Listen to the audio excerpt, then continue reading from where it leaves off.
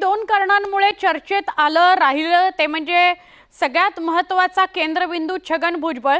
शरद पवारांनी सुद्धा अजित पवार गटात छगन भुजबळ गेले म्हणून नाशिककडे लक्ष वळवलं आणि त्याचबरोबर मनोज जरांगे पाटील आणि छगन भुजबळ या वादाची किनार असल्याने सुद्धा नाशिक चर्चेत राहिलं। तर या नाशिक लोकसभा मतदारसंघात उमेदवारी देताना महायुती आणि महाविकास आघाडीच्या नेत्यांची डोकेदुखी वाढणार आहे, कारण युती आणि आघाडीतील इच्छुकांनी आत्तापासूनच प्रचाराला सुरुवात केली आहे नाशिकमध्ये।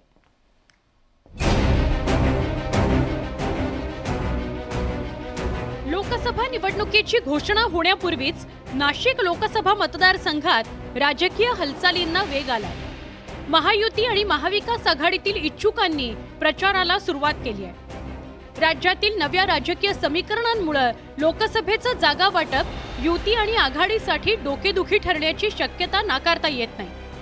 मुख्यमंत्री शिंदेंच्या नेतृत्वातील शिवसेनेचे खासदार हेमंत गोडसे हे नाशिकचे विद्यमान खासदार आहेत, पण स्थानिक भाजप नेते या लोकसभेच्या जागेकरता आग्रही आहेत। नाशिक लोकसभा मतदारसंघात भाजपची ताकद जास्त असल्याने ही जागा भाजपला सोडावी अशी मागणी भाजपकडून केली जाते, तर शिंदेंच्या नेतृत्वातील शिवसेनेनं आपला दावा मजबूत केलाय।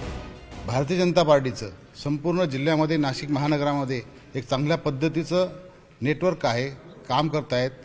बूथपर्यंत त्या ठिकाणी कार्यकर्ते अनेक वर्षापासून काम करतायत आणि संघटन एक चांगलं मजबूत आहे आणि या संघटनाच्या मजबूतावरती आम्ही या ठिकाणी ही नाशिक लोकसभेचा आग्रह आम्ही करणार आहोत। मला असं वाटतं की हा जो निर्णय आहे हा राज्यस्तरीय सर्व पक्ष महायुतीच्या नेत्यांचा आहे, परंतु आम्हाला निश्चित विश्वास आहे का ही जागा शिवसेनेला सर्वच महायुतीचे सर्व नेते एकत्रित मिळून ठरवतील।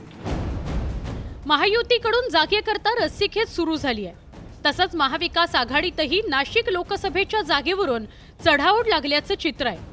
एकीकडे शिवसेना उबाठा पक्षाचे जिल्हा प्रमुख विजय करंजकर यांनी प्रचाराला सुरुवात केली आहे, तर दुसरीकडे शरद पवारांच्या पक्षाचे नेते गोकुळ पिंगळे यांनीही नाशिक लोकसभा मतदारसंघावर दावा ठोकलाय।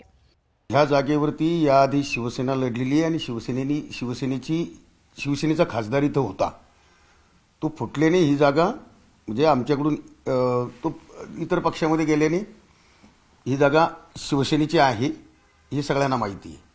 त्याच्यामुळे आम्ही आमचा प्रचार आमच्या पक्षप्रमुखांना अभिप्रेत असलेलं काम आम्ही करतोय। शेवटी तयारी ही प्रत्येक गोष्टीची असायला पाहिजे, म्हणून साठी आमचे हे प्रयत्न चालू आहे। भविष्यामध्ये आजची जी परिस्थिती आहे ही पूर्ण जनता आणि मतदार हे राष्ट्रवादी काँग्रेस पक्षाच्या पवार साहेबांच्या मागे आहे, त्यामुळे आम्ही ही सर्व पदाधिकारी असतील, सर्व नेते असतील, सर्वजण आम्ही पवार साहेब आणि जयंत पाटील साहेबांकडे मागणी करतोय की ही जागा राष्ट्रवादी काँग्रेसने लढवावी, आम्ही सर्वजण विनंती करतोय त्यांना।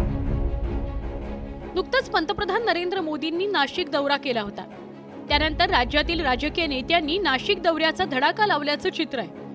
उद्धव ठाकरे, शरद पवार, एकनाथ शिंदे, देवेंद्र फडणवीस यांनी राजकीय दौरे केले। एकीकडे नेत्यांच्या राजकीय दौऱ्यांमुळे वातावरण ढवळून निघालंय, तर दुसरीकडे इच्छुकांच्या प्रचारामुळे उमेदवारीसाठी जोरदार चुरस पाहायला मिळण्याची शक्यता नाकारता येत नाही। व्हिडिओ जर्नलिस्ट हेमंत बागुलसह लक्ष्मण घाटोळ आणि bureau report, news 18 Lokmat, Nashik.